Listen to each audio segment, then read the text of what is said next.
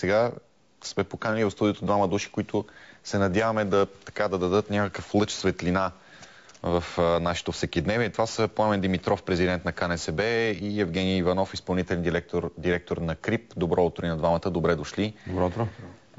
Днес чета в няколко вестника, че предстои този парламент по препоръка на президента да вземе решение за увеличаване на доходите. С вас обсъждано ли е, първо да ви попитам, обсъждан ли е такъв вариант, господа? Аз трябва да кажа, че в началото на седмицата в една неофициална среща с мен и с доктор Тренчев имахме известни коментари с държавния глава за това какви са най-общо, не в конкретика естествено, групите мерки, които трябва да бъдат предприемани. Аз лично очертах 3 групи мерки, които мисля, че повечето от колегите вече коментират в детайли. Справянето с цените на тока, спешни мерки за компенсиране на доходите и групи мерки, които касаят представителството на гражданите в управлението и в контрола, които могат част от тях да бъдат предприяти сега през промени в избирателния закон и закона за референдумите. Част от тях вече касаят Конституцията, които са по-едър въпрос и трябва да бъдат адресирани, предлагаме ние, чрез референдум, който държавния глава да насрочи заедно с изборите, защото разни политически партии опитаха и от това да издадат дивиденд. Мисля, че държавния глава трябва да направи това. И в тези рамки да се изчистят конкретните стъпки. Ние предложихме увеличение на минималната работна заплата, увеличение на доходите в бюджетните системи с процента на инфлация, т.е. там, където не са увеличени, трябва да се постигне поне процента на инфлация, което е за годините около 13-14%, откакто не са компенсирани доходите, поне толкова. И естествено мерки, които касаят социално слабите, разбирайте механизма за социално подпомагане. Тук 2 варианта: или през гарантирания минимален доход, който касае всички социални помощи, или целево през енергийните помощи, които могат да бъдат увеличени. Всичко това естествено е предмет на едни разчети, които аз се надявам, че утре ще стане централна тема на дискусия в Обществения съвет, както за това как да намалим цените на електроенергията, така и какви компенсаторни мерки конкретно да се случат, откъде и как да се намерят средствата. Очевидно трябва да се намерят механизмите за преструктуриране на бюджета. Тоест, едни разходи да бъдат минимизирани за сметка на увеличение на социалните разходи. Ние предлагаме капиталовите разходи да бъдат минимизирани, да бъдат преструктурирани, както и част от разходите на сектор сигурност да бъдат минимизирани с оглед увеличаване на разходите за социалните системи и разходите за заплати, за да може това да бъде всичко вместено в рамките на бюджета, или дори да се отпусне малък допълнителен дефицит. Господин Иванов, как би се отразил на бизнеса, отразило евентуално повишение на минималната заплата? Първо въпросът беше дали с нас това е обсъждано. С нас това не е обсъждано. Дори няма и сигнал, че ще бъде обсъждано. Има предвид от парламента. И може би това е причината за това, което виждаме по улиците и репортажа преди да влезем в студиото. Очевидно много мерки са се взимали до сега по начин, който изключва една или друга група. Визирам нас, визирам синдикатите, визирам обществото и резултатът е на място. Виждаме го. Ние бихме искали в режим на консултации, на взаимно доверие да обсъдиме предложенията, каквито и да са те, и съответно, ако сме съгласни, да вървим напред. Минималната заплата не е решение. Значи за нас минималната заплата е елемент от фиска, с нея са свързани множество други плащания, които след себе си могат да повлекат и проблеми за фиска като цяло. Да, защо не, като елемент от борбата с сивата икономика, но не е това панацеята. Виждаме, че в момента действително проблема са доходите, не цената на тока, не минималната заплата, и това е една кошница от проблеми, които не търпят решение поединично. Затова ние от ноември месец сме внесли предложение, сега вече почва да се говори за него, пак ме очудва защо сега, което ще доведе до намаление на цената на тока с не по-малко от 10 до 20%, без това да постави... Интересно да го чуем, как можем... Държавата има едни квоти въглеродни емисии, които продава на външния пазар. Затова получава пари. Тези пари трябва да бъдат обособени в един фонд, който да отиде за гарантиране устойчивостта на цените на електроенергията. Това са иначе средства, които отиват неведомо къде, по различни начини се изразходват, и ако целево действително се насочат в тази посока, Не трябва да забравяме, че този, който купува емисии, има право да каже за какво да бъдат използвани средствата, които се получават следствие на тези продажби. Тоест, те могат да отидат тези средства за митигиране на цената, която отива сега и драстично повишава общата крайната цена за потребителите, били те домакинство, било то индустрията, от зелената енергия. Ето, продаваме емисии, за да финансираме развитието на зелена енергия. И по наши изчисления това може да доведе веднага до намаление на цените с не по-малко от 10% консервативен сценарий и 20% така оптимистичен сценарий. Това е предложение наше. През ноември месец започнахме така да го съгласуваме.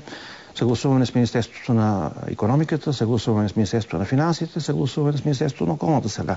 Ето тук има отговорите на съответните министри и мисля, че под егидата на президента, тъй като вече и на него като последна инстанция върчихме вчера официално това наше искане, в рамките на няколко дни това може да бъде осъществено. Всъщност това е едно от предложението, което се обсъжда и в настоящия момент. Вярно е, че забавено, вярно е, че колегите се отнесе доста отдавна и би било редно по-рано да се обсъжда, но сега в момента министър Добрев де-факто включва в своите виждания и предложения, които вчера бяха коментирани за намаляване на електроенергията. И това предложение може би в един модифициран вариант, но така или иначе всички добавки, които ние плащаме в фактурата за електроенергия, всъщност са около 12% от общата стойност. Тоест на всеки лев е платена цена за ток, 12% са добавки зелена, кафява и американска, както аз съм кръстил, за да е ясно каква е всъщност. Това е тази добавка за невъзстановяеми разходи, всъщност за двете американски централи. Та всъщност те 12% могат да бъдат наистина минимизирани. По какви схеми? Едната е тази, която тук се казва, другата е да бъдат преразделени договори с американските централи. Това е малко по-дългосрочна мярка, не е веднага, но пък е по-устойчива. Следващата стъпка, която може да бъде използвана, и аз съм убеден, че ще бъде за намаляване цената на електроенергията, да се намалят признатите разходи на ЕРП-тата от 15 на 10%. Това сваля цената с около 3,5-4% на електроенергията, само тази мярка. Така че всяка мярка трябва да бъде оценявана отделно. Вече се коментира намаляването на общата цена на микса с ребалансиране на мощностите, които се вкарат вътре, но искам да предупредя много ясно по тази мярка, която стана много популярна. 100% от тази цена не може да бъде вкаран в микса. Мисля, че никой не говори за този вариант. Но за да могат те тецови, които ще бъдат извадени от цената на микса, да не затворят и да уволнят хората и миньорите да не дойдат в София, да сменят протестиращите на улицата, да дойдат след това миньори с каски и кирки, трябва да се направи нещо много важно, да бъде намалена цената за таксата за пренос за износ. Тя в момента е най-висока в региона, за да могат да бъде отпушена износа на електроенергия към регионалния пазар и тези тецови, които не са в микса, да запазят своите работни места. Добре, и двамата очертахте идеи как могат да бъдат намалени или поне натиснати цените на електроенергията. Мен ми се иска обаче да кажете няколко думи за това, което си представяте като работа, че ще свършите в въпросния съвет към президента, в който ще бъдете заедно с, би трябвало поне такива са заявките, с граждански организации. Всъщност, какви са очакванията? Защото малко подозрително трябва да призная, се отнасят повечето хора към подобна идея. В смисъл, че ако искаш да не се свърши работа, направи комисия. Нали? Имаше една такава стара максима. Ние задълбахме доста в само един малък елемент от политиката по доходите и нашата организация КРИП възлага доста големи надежди на този обществен съвет. Не за друго, защото очевидно е, че това не е правилно години наред. Големи групи от обществото не са били консултирани, не са били включени в процеса на взимане на решения, оформяне на решения и изпълнение на тези решения. Очевидно това е необходимо. Ние сме готови да участваме. Каквото и да правим по политиката на доходите, обаче няма ли действаща икономика, т.е. не плащаме ли заплати на тези, които все пак към днешна дата получават заплати, тогава става страшно. И нашата задача, и ние това ще поискаме от президента, е да бъдат излъчени много сериозни послания към обществото в България и към външния свят. Първо, той трябва да накара служебното правителство, към което ще бъде този обществен съвет консултативен орган. Той не виси във въздуха. Той съветва някого, но този някой си носи отговорност. В крайна сметка и служебното правителство, и президента носят своя кръст. Те трябва да излъчат под наш натиск Обществения съвет 3 основни послания. Първото, основно послание, администрацията продължава да работи. Режима, който виждаме сега в няколко министерства, да видите сега колко зле без нас. Е много лошо. Спрели икономиката, репортажа, който видяхме тук, ще бъде ежедневие, преди да влезем на студиото. Тоест, администрацията трябва да продължи да работи така, както е работила преди ситуацията, която виждаме в момента. Второ, големите европейски проекти, големите обществени поръчки трябва да бъдат разплащани. Тоест режим на business as usual.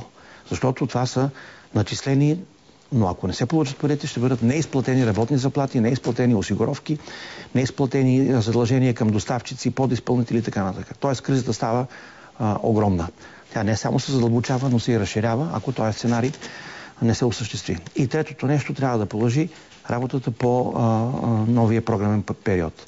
Имаме едни средства обещани.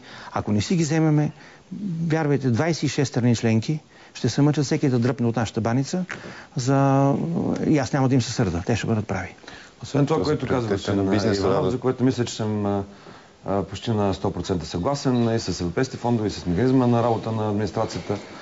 Трябва да се добавят някакви фундаментални различия обаче. Служебното правителство трябва все пак да подготви изборите. То трябва да има възможността и инструментите да направи така, защото в тази подготовка да се случват и много други неща, свързани с икономиката, за които говорихме вече, и с социалната сфера. Затова много е важно, преди да се разпусне парламента, той да даде ясен мандат и свобода на действие на служебния кабинет в рамките на фискална рамка, която той да може да развърже възможни ключови проблеми, в това число и тези по доходите, но и стимули към икономиката. Тоест, отново въпросът за бюджета и неговото изпълнение е ключов според мен, защото оттам могат да дойдат средствата, с които да се направят малки, но ефективни пакети, да се подмогнат малките предприятия да запазят работните места и естествено да се подмогнат хората и домакинствата през специфични мерки. Част от тях коментираме, част от тях ще бъдат предмет на работа, според мен, на Обществения съвет, който да консултира това правителство, какво да се случва в тези 2 месеца или 2 месеца и половина до изборите и след тях непосредствено, докато има нов кабинет. Освен това, между прочим, парламентът през тази седмица има свърши страшно много работа. Аз се надявам, че ще успее да я свърши. Трябва да се отговори на общественото очакване за отваряне на избирателния закон за участие на гражданите в управлението, разбирайте законодателната власт. Аз съм скептик по отношение на изпълнителната власт. Изпълнителната власт трябва да бъде съставена от хора експерти, специалисти и професионалисти, но гражданската квота в контрола трябва да бъде гарантирана. ДКЕВР, да речем, може и трябва да има граждански контрол, не гражданска квота. Значи трябва да има комисари, които са избрани от парламента, които трябва да вземат решенията какво става с цените и трябва да има своеобразен обществен надзорен съвет, който дава право на вето, когато вижда, че има нарушение в разходите, когато има някакви съмнения да спира решенията, не да ги отмене, например, на ДКЕВР, докато ДКЕВР не потвърди обществено пред всички, защо е взел това решение и да докаже, че всичко това е вярно. Или пък да преразгледа своето решение. Тоест това разбирам аз и мисля, че това трябва да се разбира под контрол. А участие в законодателната власт трябва да стане през нормите за независими кандидати, които законът сега дава, да бъдат облегчени, да могат наистина независими кандидати да бъдат избирани и естествено тогава да ползват и условията за достъп до аудиторията, т.е. медиите, обществените медии, това ще е вашата телевизия, при много леки условия, както и финансовите изисквания да бъдат облегчени. Тогава ще могат всички тези групи, които в момента искат да бъдат представени независимо, допълнително извън партиите, не казвам вместо партиите, но заедно с партиите, да могат да намерят канала за своето представителство в законодателната власт. Последно, господа, наистина с по една дума, защото сме много напред във времето, съставът на въпросния обществен съвет ще бъде обявен утре, нали така? Последно да очакваме с интерес новините от този и за този обществен съвет утре. Утре, да. Да, ще бъде обявен утре в 2 часа е обявено като първа среща при президента. Там смятам, че ще се изчисти състава за напред как ще изглежда, кой ще участва, освен социалните партньори. Между впрочем, докато трае служебното правителство, Националният тристранен съвет продължава да работи по закон. Да, това между другото е хубаво, че го припомняте, правите го всеки път, но не е лошо да се знае, че националния, тристранката продължава работа. Благодаря ви. Пламен Димитров, Евгений Иванов в студиото на Денят започва преди обявяването на гражданския съвет, който ще действа към президента, ще консултира служебното правителство с очаквания за много бързи мерки за подобряване на състоянието на хората.